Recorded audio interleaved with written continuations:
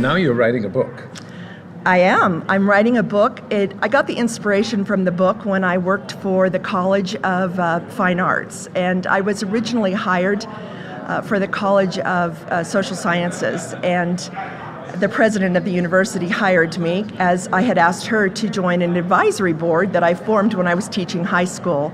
So I was hired to teach communications, 3D modeling, and animation, and I said, that's not my background. And they said, we know, but we also know if anyone can teach this, you can. And so I taught myself Autodesk Maya, an amazing tool. Actually went down to the University of Southern California to get certified, and the individual whose books I was reading was there getting certified as well, and I'm like, oh my goodness. And I was then moved to the College of Fine Arts, and my dean, I offered to help with a teacher that was having some challenges, and he said, you have no credentials, Cheryl. But I won that man over, and he's an amazing leader. And I am writing a book about that experience, and it's called #NoCredentials, Stories of Innovation and Transformation. How do you transform yourself? Because AI and machine learning are going to displace a lot of professionals in the next 10 years. Change, because that is what most people are afraid of. They don't know how to innovate. They don't know how to reinvent themselves. They don't know how to transform and adapt to the new realities, because they get frozen in place somehow, either by their own decision or put into boxes by their companies. So how do you change that mindset?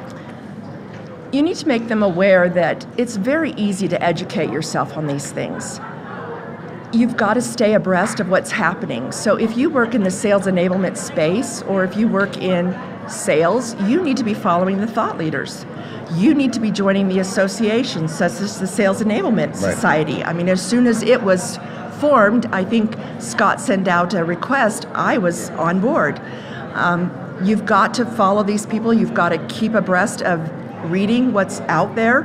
When I returned to sales after being in academia for 9 years, I had the whole summer, because I was a professor, I had the summer off.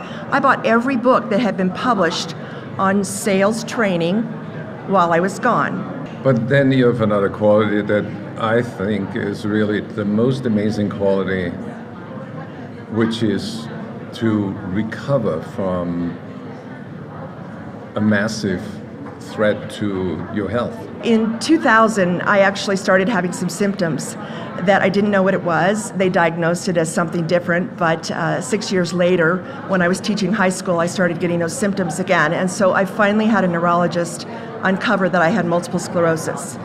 And it hit me when I was in sales, under a lot of stress, recent divorce, and my father was dying. It was a lot of stress. And so I was working from 7 in the morning till 10:30 at night. And as a result of that, I basically worked myself into an episode with multiple sclerosis, so relapsing, remitting, and went on a prescription with my neurologist, and it's been in remission for 10 years. And I just thank you so much. And another thing I'm talking about in my book is how important it is to stay healthy. I found myself traveling so much that all of the success I'd had, that really focusing on eating right and exercising, I was putting on a lot of weight. And so healthy inside and out is another one of my areas of focus, because now that my husband is disabled, and that's why I had to return to corporate, he was the entrepreneur. We're really focused on getting healthy and staying healthy. And so I was traveling a lot, I was training all day, and then I'd eat late at night. It was not good for my health. And so I had to slow down, and when Oracle moved me to Seattle, I made sure that I lived near a hospital that had a good neurological institute, as well as a fitness institute that I could walk to. No excuses. And I go there every day and work out. And it's amazing. My neurologist said, I don't need to see you anymore, but unfortunately, MS never goes away. Right. So how can people learn more about you?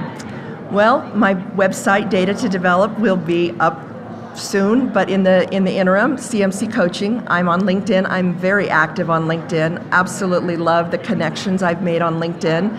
I love following you, Gerhard. I have been watching your videos for years. Thank you. And so it's a pleasure to be interviewed by you. But datatodevelop.com, and I'm the principal owner along with my husband, Bruce.